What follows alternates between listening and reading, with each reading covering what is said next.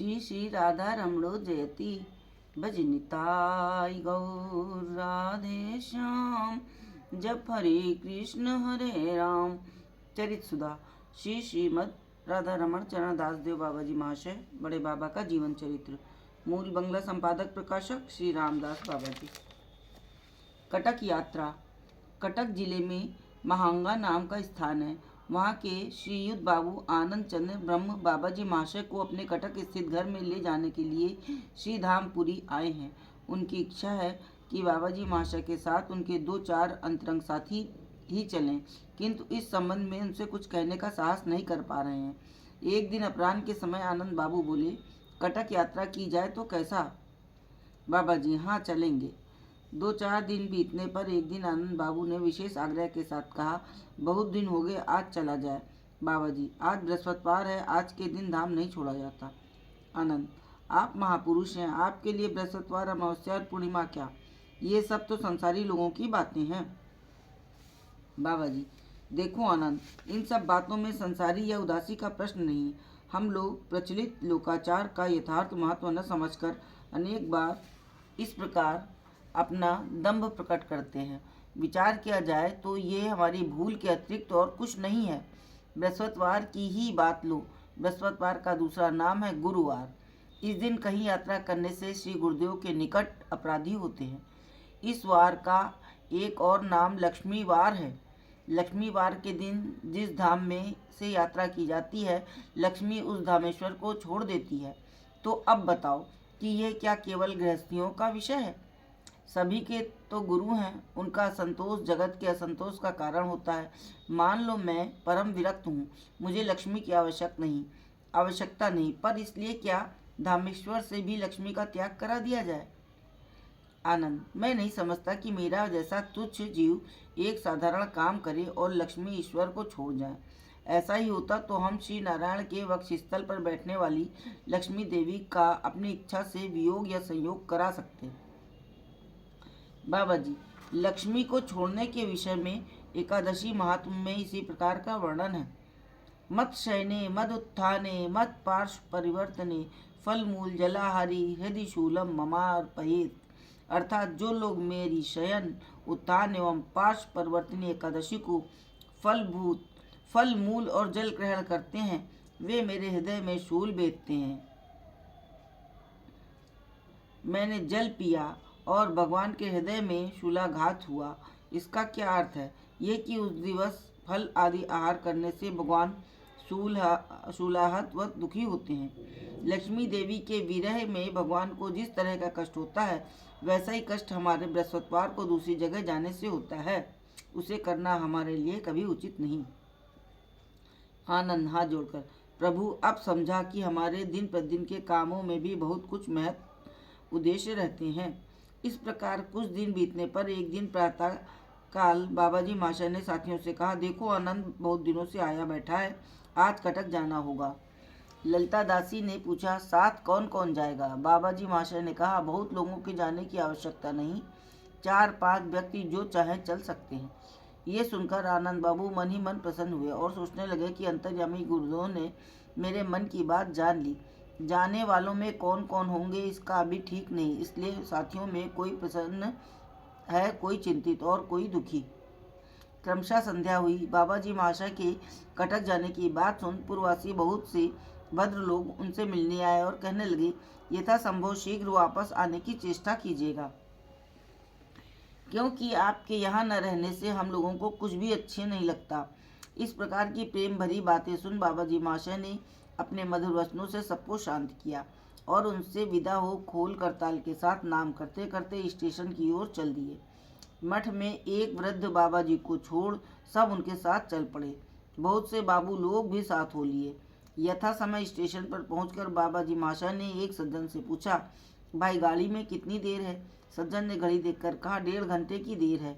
इस पर बाबा जी महाशय ने एक ओर बैठकर सभी को लक्ष्य कर कहा, देखो जो मेरे साथ जाना चाहे अपना हाथ उठाकर इस ओर आ जाए। सभी उस ओर जाने लगे। मठ में सेवा कार्य के लिए कुछ लोगों को छोड़ 28 व्यक्तियों के जाने का निश्चय हुआ। इससे आनंद बाबू के मन में कुछ चिंता पैदा हो गई। उन्होंने सोचा था कि बाबा जी महाशय के साथ बहुत 7-8 लोग जाएंगे। इतने लोगों को जाते देख मन ही मन न जाने क्या सोच रहे थे।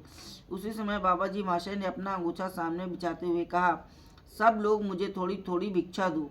सब लोग एक एक दो दो रुपए देने लगे। जैसे ही आनंद बाबू कुछ रुपए देने को हुए, बाबा जी महाशय बोले, आनंद अभी ठहरो, सब जब आवश्यकता होगी मैं कहूँगा। ये सुन आनंद बाबू कुछ लज्जित हुए। बाबा जी महाशय के कहने पर बलराम बाबू ने रुपए गिनकर कहा, 23 रुपए 12 आने हुए हैं, इससे 30 टिकट खरीदे जा सकते हैं। इधर टिकट के लिए घंटा बजते ही सब लोग भाग दौड़ करने लगे। एक मद्रासी सज्जन बड़ी द्रुत गति से टिकट लेने जा रहे थे। बाबा जी महाशय ने उन्हें आवाज़ देकर कहा, भाई ये कुछ रुपए हैं, इन्हें ले जाओ और कटक के लिए जितने टिकट आए ले आओ। वो व्यक्ति विस्मय के साथ वहाँ खड़ा रहा। बाबा जी महाशय ने फिर कहा, भाई सोचने का समय नहीं है, टिकट का समय निकला जा रहा है। बलराम से कहा, बलराम जो रुपए हैं इन्हें दे दो। बलराम ने सब रुपए उसे दे दिए। वो रुपए हाथ में लेकर धीरे धीरे जाने लगा। जाते समय मुड़ मुड़ कर विस्मय के साथ बाबा जी महाशय की ओर देखने लगा। देखते देखते वो व्यक्ति आंखों से ओझल हो गया। कोई आधा घंटा बीत गया, उसे आता न देख सभी साथी आपस में कहने लगे, न जाने कहाँ का अपरिचित आदमी था, लगता है रुपया लेकर चला गया। किसी ने कहा, मद्रासी आदमी, फिर कोई जान न पहचान, निश्चय टिकट लेकर गाड़ी में जा बैठा है। किसी ने कहा, बाबा जी महाशय आज्ञा दें तो अभी ढूंढकर पकड़ लाऊं। इस प्रकार अपनी अपनी मानसिक वृत्ति के अनुसार सोच विचार करते करते सब चिंता में डूब गए। तब बाबा जी महाशय ने मृदु हास्य के साथ कहा, क्यों सिद्धांत वाचस्पतियों, जान पड़ता है कि रुपयों की बड़ी चिंता हो रही है। कुंज बाबू ने कहा, जी चिंता की बात तो है ही, आधे घंटे से अधिक हो गया, वो क्या अब आएगा? हम इतने लोग हैं, आप आदेश करते अब तक टिकट खरीद कर गाड़ी में बैठ भी गए होते। बाबा जी महाशय ने व्यंग करते हुए कहा, हाँ मुझे समझने में भूल हो गई, तुम सब परिचित थे, तुम ही लोगों को भेजना ठीक था। अच्छा कुंज, ये तो बताओ तुम कितने जन्मों से मेरे परिचित हो? जिस दिन तुम पहली बार तुम्हें देखा था, यदि उसी दिन अपरिचित समझकर तुमसे अविश्वास करता तो क्या कभी तुम्हारे में विश्वास हो सकता था? तुम क्या यह कहना चाहते हो कि इस स्थूल शरीर के साथ 2-4 दिन संसर्ग होने से ही परिचय हो गया? दूसरे की बात तो दूर रही, क्या तुम्हारा अपने से परिचय है? तुम कौन हो, कहाँ से आए हो, कहाँ जाओगे, तुम्हारा स्वरूप क्या है, क्यों आए हो, तुम्हारी क्या जाति है, क्या ये सब बता सकते हो? कुंज, क्यों नहीं बता सकता। मेरा नाम कुंज बिहारी राय है, मेरी कायस्थ जाति है, अपने जन्म स्थान से नौकरी करने के लिए यहाँ आया हूँ। कागज कलम से परिचय दिए बिना तो कोई नौकरी नहीं मिल सकती। बाबा जी, बहुत ठीक, अच्छा बताओ, जब सब लोग तुम्हें मरा समझकर घर से बाहर निकाल देते हैं, तब क्या तुम्हारे इस परिचय में कोई कमी आ जाती है? कायस्थ कुल में उत्पन्न सभी अवयवों से युक्त 10 इंद्रियों से संपन्न कुंज बिहारी राय तो तुम फिर भी वर्तमान रहते हो। फिर स्त्री पुरुष माता पिता आदि आत्मीय स्वजन तुम्हें अस्पृश्य समझकर क्यों घर से बाहर निकाल देते हैं? उस समय तुम इतने अपवित्र क्यों समझे जाते हो?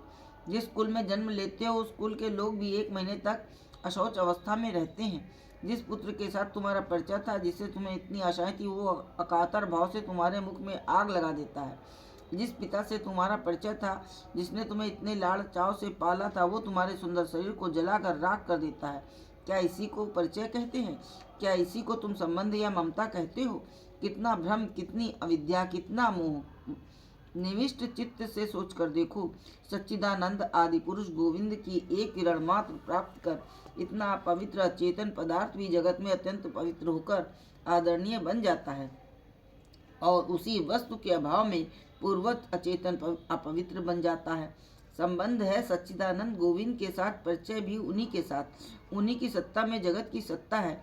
भ्रम में ढके होने से तुम जिसे इस समय अपरिचित समझ रहे हो, संभव है वो किसी जन्म में तुम्हारा पिता हो, पुत्र, स्वामी, माता अथवा स्त्री रहा हो।